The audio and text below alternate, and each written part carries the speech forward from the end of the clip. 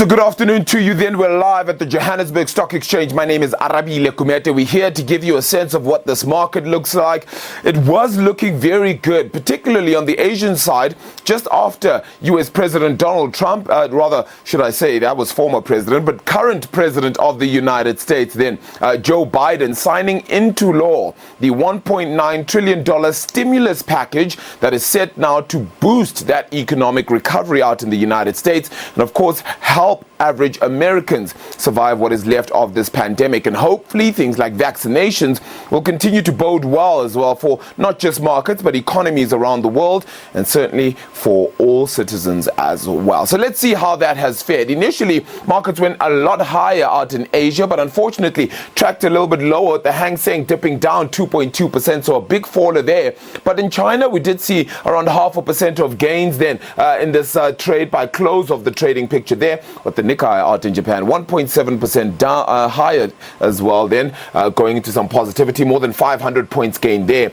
Unfortunately, though, negativity out in the European picture today, the biggest faller being the DAX out in Germany. That goes down 0.7%. Today, the local index is down, massively so, 1.5%. In fact, we'll chat to Warwick in a moment and find out what exactly is moving things along there. But if you were to take a guess, I mean, look at the industrials. They've gone down 2.4%. So that's a big loser across the day's trade. You've even got gold and platinum miners, which have lost nearly 3% each there, which has moved resources into negativity around 1.25% as well, while 0.75% down is the banking sector. So, of course, financials are bound to get a bit of a hit as well. Onto the companies themselves, Hammerson, Fortress, Liberty, 2 Degrees, all managing to gain more than 4.5% as well in this lunchtime trading picture. But you'll take a look over on this side. Prosus and Naspers are leading the declines. We'll talk more a little bit about what exactly is happening out on that front and why those two, which of course are the biggest stocks out on the market, are certainly suffering at this point in time. Very quickly onto the commodities board then. Brent crude oil is down 0.5%, still hovering around that $70 a barrel mark, which of course has been key for quite some time now. Platinum and gold also not seeing enough demand and dropping off more than 1% each. On the local currency front, we've lost more than 1% against the US dollar. We're trading at around 14 Rand and 80 cents a little bit earlier on this morning. Unfortunately, it's not to be. We're edging just around that 15 Rand mark, and it seems to be the norm at this point in time against the greenback, where it's sitting, as you can tell, 15 and 14.99 odd at that level. Against the euro then, the rand is at 17.87, 20.87 then for British pound. Warwick Lucas, Galileo Capital, joining us as usual on a Friday. It's a good afternoon to you, Warwick. So down she goes. I mean, we had thought that perhaps 70,000 points would have been a mark to hit. Today, unfortunately, the JSE getting quite a hammering. Yes, indeed, Arabile, and good afternoon. And I think a big part of that coming through from Naspers. What appears to be happening there is a shift in attention. You know, once upon a time, companies that governments used to like to slap around to remind them who was boss were the likes of the big banks. And that's since moved on to the likes of the big tech companies as well.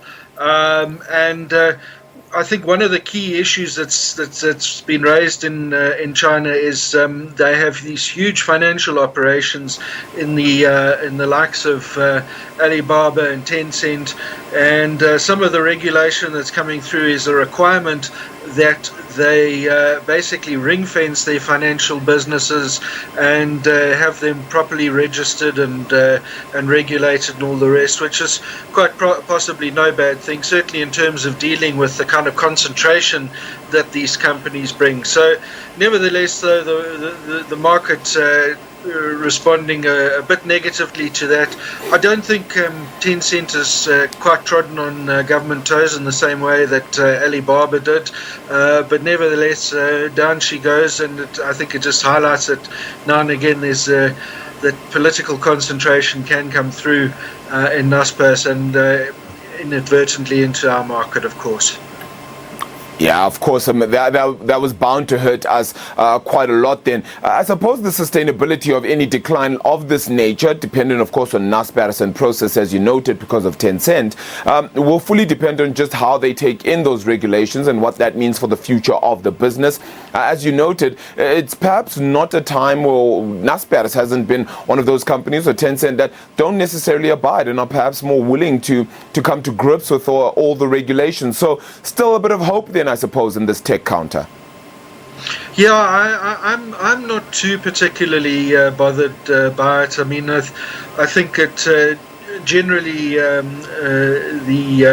the culture there is to play ball. Naspers isn't particularly a boat rocker that I'm aware of, and neither is Tencent particularly either. So.